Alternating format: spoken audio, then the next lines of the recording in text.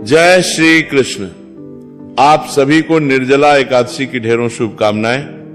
प्रिय भक्तों, आज के इस वीडियो में हम विशेष रूप से बात करेंगे कि निर्जला एकादशी का व्रत किया किस दिन जाएगा। इस वर्ष सभी लोग इस बात को लेकर बड़े असमंजस में हैं कि निर्जला का व्रत 26 मई को है या 25 जून को है, क्योंकि निर्जला एकादशी जो है ज्येष्ठ मास के शुक्ल पक्ष में आती है। ज्येष्ठ मास की दूसरी एकादशी होती है। और अगर पुस्तकों में जो एकादशी की कथाएं जहां क्रम की होती है वहां पर 14वीं एकादशी होती है और आने वाली एकादशी 14वीं ही है, तो फिर निर्जला का व्रत करें किस दिन? निर्जला एकादशी है कौन सी? इस बड़े कंफ्यूजन को, इस बड़े असमंजस की स्थिति को हम यहां साफ करेंगे।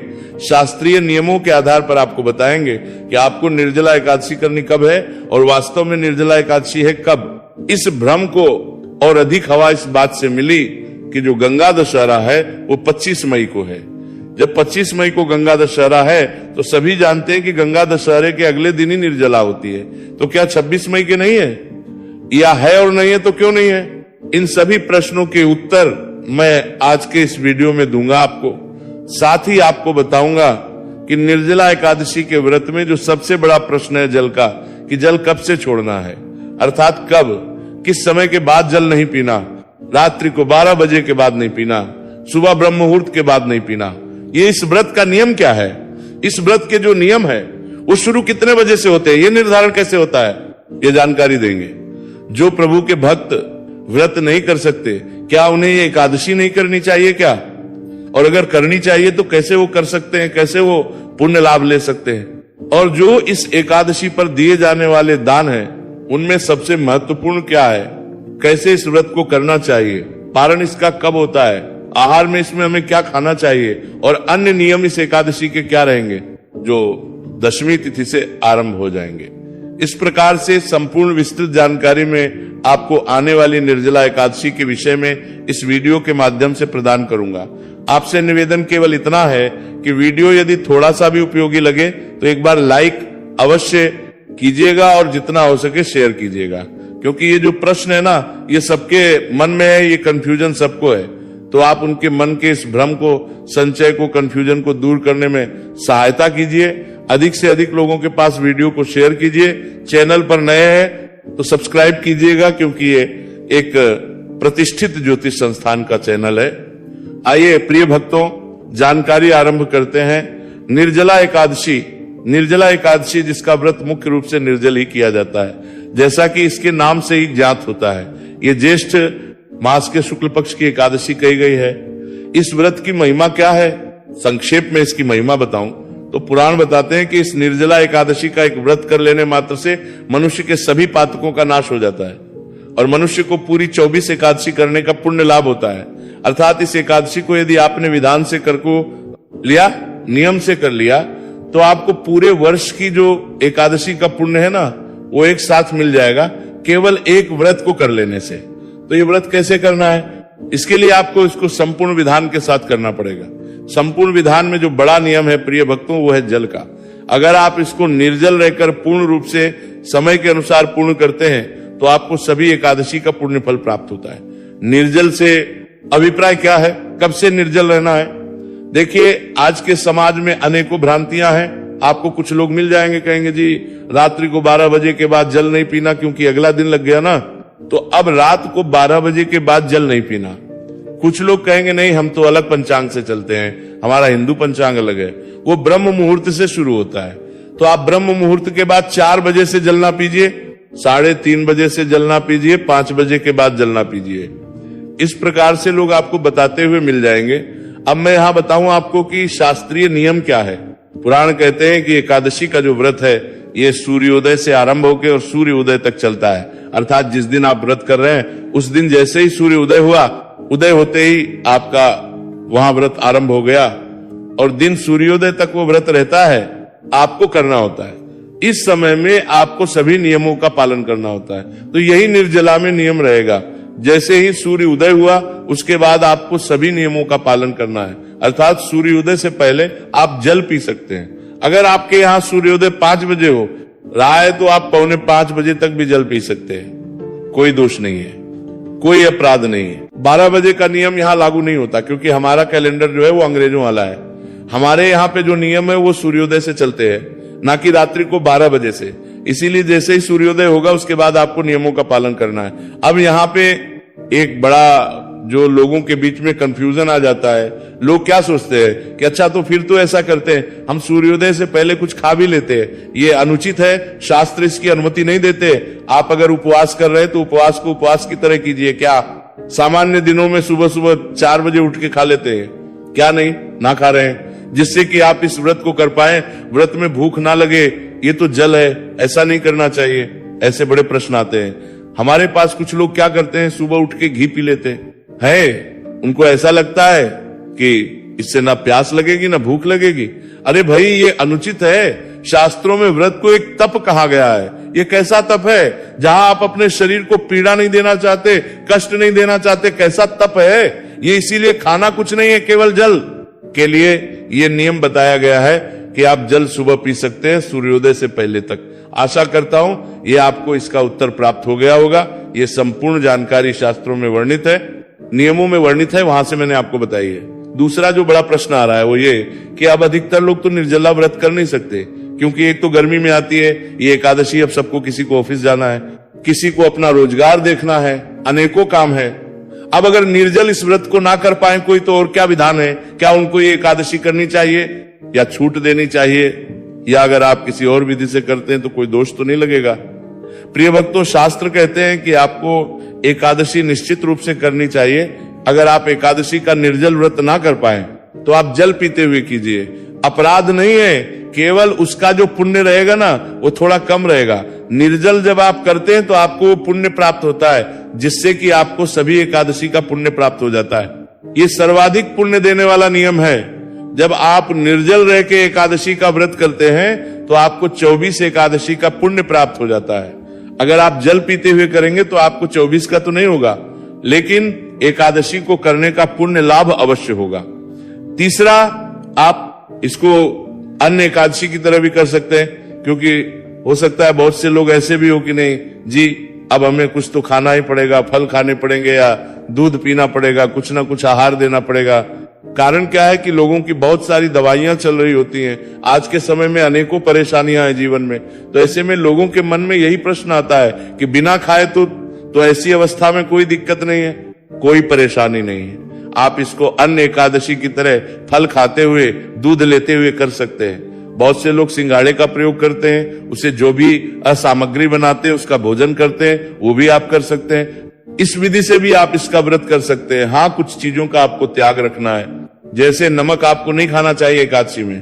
मैं तो कहता हूं किसी भी प्रकार का नमक नहीं खाना चाहिए। कुछ लोग सेंधा नमक के नाम पे, व्रत वाले नमक के नाम पे जो खाते हैं वो भी नहीं खाना चाहिए। नमक नहीं खाना चाहिए, मिर्च नहीं खानी चाहिए। सबसे उत्तम है निर्जल रहते हुए बिना कुछ खाए पिए इस व्रत को किया जाए। दूसरा है कि बिना कुछ खाए पिए पर जल पीते हुए इसको किया जाए।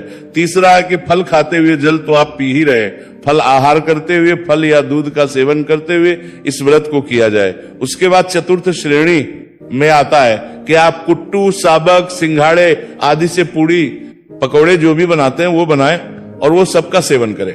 इसमें एक चीज ध्यान देने वाली बात यह है, मैंने पीछे भी शास्त्रों से जानकारी जब दी थी, वर्णन बताया था श्लोक, कि एकादशी का जो पुण्य है ना वो उसके कठिनता पर है कि आप कितना कठिन व्रत कर रहे हैं। जितने अधिक कठिन नियमों का पालन करते हुए व्रत करते हैं उतना अधिक पुण्य प्राप्त होता है। आपका पुण्य जो है वो आपके आहार के अनुसार घटता चला जाता है। जो आप सामान्य एकादशी में सब कुछ खाते पीते जो व्रत करते हैं ना, इससे केवल आपको 25% पुण्य ही प्राप्त होता है। फिर लोग कहते हैं जी हम इतने समय से एकादशी कर रहे हैं। देखिए, हमारी तो ये इच्छाएं पूरी नहीं हो रही, संकट दूर नहीं हुई, ठीक है, लेकिन आप ये तो देखिए ना कि जो विधान कहा गया है एकादशी का वो क्या है। इसीलिए आप जैसा व्रत करेंगे वैसा आपको पुण्य है, पर यह नहीं है कि आपको पुण्य नहीं मिलेगा। इसीलिए आपको व्रत अवश्य रूप से करना चाहिए। एक बड़ा प्रश्न आप सबकी ओर से हमारे पास ये आया कि पंडित जी हमारी दवाइयां चल रही होती है तो क्या हम दवाई ले और सकते हैं? देखो, जो लोग निर्जल व्रत कर रहे हैं ना उनके लिए भी बात बताऊंगा, और जो लोग कर रहे हैं जल पीते हुए कर रहे हैं उनके लिए भी शास्त्र और पुराणों में वर्णन है कि औषधि के लिए कोई भी रुकावट नहीं है, किसी प्रकार का ये अपराध नहीं है। औषधि आपको अवश्य रूप से लेनी चाहिए, औषधि लेने में कोई मनाही नहीं है। अब कहेंगे जी निर्जल व्रत है तो जल से ही औषधि ली जाती है। हाँ, औषधि के लिए आप जल का पान कर सकते हैं, उससे आपका निर्जल व्रत भी खंडित नहीं होता, ये शास्त्र कहते हैं। मैं अपने आप से नहीं बोल रहा हूं, पुराणों में वर्णन है इसका।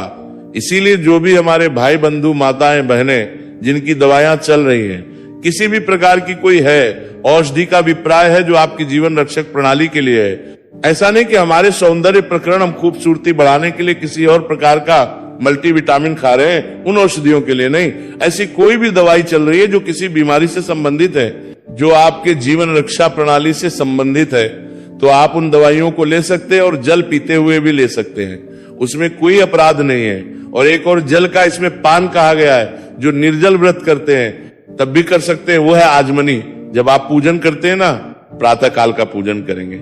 एकादशी को मैं सदा विधान बताता हूँ, पूजा विधि भी बताता हूँ। तो जब आप शास्त्रीय विधि से पूजन करते हैं तो आरंभ में अलाजमनी की जाती है, 3 बार जल पिया जाता है। तो इस जल के पीने में भी कोई दोष नहीं है, ये जलाजमी करने के लिए शास्त्रों में विधान है। निर्जला एकादशी या निर्जल व्रत अगर आप कर रहे हैं, उसमें भी ये जलाजमी करनी चाहिए। ऐसा नहीं कि वो जल जाएगा आपके मुंह में, तो उससे व्रत खंडित होगा। ये पूजा का विधान है, ये नियम है। व्रत का ध्यान दीजिएगा, उसमें एक सीमा बांधी हुई है। शास्त्र कहते हैं कि 6 जल आपके लिए अनुमति है। अब जल आज के समय में कैसे नापेंगे? जल देखो, मैं एक आपको अंदाजा देता हूं, लगभग 6 बूंद जल आप ले सकते हैं। तो एक बार जलाशमणी ले रहे हैं, 2 बूंद जल से, फिर 2 बूंद जल से, फिर 2 बूंद, 2 बूंद जल जब आप लेंगे आचमनी के रूप में, तो 3 बार में इतना हो जाएगा जो छोटी आचमनी बनी आती है। अगर आपके पास वो होगी तो उस आचमनी में लगभग 2 बूंद जल ही आता है। तो इस प्रकार से आप जल आचमनी कर सकते हैं। मैं पूजा की विधि में आपको बताता हूं उस समय पे कि आपको इतना ही जल लेना जिससे कि आपका व्रत खंडित ना हो। तो इस प्रकार से आप इस व्रत को करेंगे। इस व्रत में आपको सायं काल को कीर्तन करना चाहिए, कीर्तन का बड़ा फल कहा गया है। और रात्रि काल को जागरण करना चाहिए, इसका पुण्य फल अत्यधिक कहा गया है। कीर्तन अगर आपके आसपास मंदिर है तो वहां होते होंगे, आप वहां जा सकते हैं। अगर आसपास मंदिर नहीं है, कीर्तन नहीं होते, तो मैं आपको एकादशी पर एक वीडियो बनाता हूं जिसमें वो सभी स्रोत और पाठ होते हैं जो आपको एकादशी का पुण्य फल देते हैं। भगवान नारायण स्वयं कहते हैं कि या तो मनुष्य को नाच गा के कीर्तन करना चाहिए, अन्यथा इन स्तोत्र पाठ को सुन के वह कीर्तन का पुण्य फल प्राप्त कर सकता है, या इनको पढ़ के। तो मैं आपके लिए एक ही वीडियो में वो सारे स्रोत और पाठ अपलोड कर देता हूं, जिससे कि आप उनको सुन के घर बैठे कीर्तन का लाभ ले पाते हैं। और उन्हीं में से स्रोत और पाठ जो है वो रात्रि जागरण को सुनना परम होता है, तो रात्रि जागरण को भी आपको उस वीडियो का लाभ लेना चाहिए। जो भी हमारे साथ भक्तगण व्हाट्सएप के माध्यम से जुड़े हैं, उन सबको वो सीधा भेज दिया जाता है। प्रत्येक एकादशी पर आपको उसका खूब लाभ लेना चाहिए। और अगले दिन सूर्योदय से पहले आपको उठना चाहिए और व्रत का पारण पूजन करना चाहिए। पूजन करने के बाद ब्राह्मण को दान दक्षिणा आदि देने के बाद फिर आपको व्रत का पारण करना चाहिए। ये विधान है इस निर्जला एकादशी को करने का। पारण की विधि क्या है, पारण कैसे करना है, इसकी जानकारी मैं समय आने पर आपको अलग से वीडियो के माध्यम से दे दूंगा। और पूजा विधि क्या है, इसकी जानकारी भी मैं आपको अलग से पूजा विधि के वीडियो में दे दूंगा। निर्जला एकादशी के बहुत से वीडियो अभी आने वाले हैं। अब मूल विषय पे आते हैं कि व्रत आपको करना कब है। प्रिय भक्तों, शास्त्र कहते हैं कि निर्जला एकादशी का जो व्रत है, ये ज्येष्ठ मास के शुक्ल पक्ष की एकादशी को किया जाता है। ज्येष्ठ मास के शुक्ल पक्ष की एकादशी को इसी दिन ये व्रत पान में भीम ने किया था, बाकी पांडवों ने किया था, इसीलिए इसको भीम एकादशी या पांडव एकादशी के नाम से भी जाना जाता है। यही वो दिन होता है जब वो योग बनते हैं, वो नक्षत्र होते हैं जो इसको सर्वाधिक कल्याणकारी बनाते हैं। बहुत से दर्शक कहेंगे पंडित जी शुक्ल पक्ष तो आरंभ हो ही गया है, क्योंकि अमावस्या निकल गई। अमावस्या के बाद जो पक्ष आता है वो शुक्ल पक्ष होता है। निश्चित रूप से अमावस्या के बाद शुक्ल पक्ष होता है, लेकिन आप सभी जानते हैं कि इस वर्ष अधिक मास है।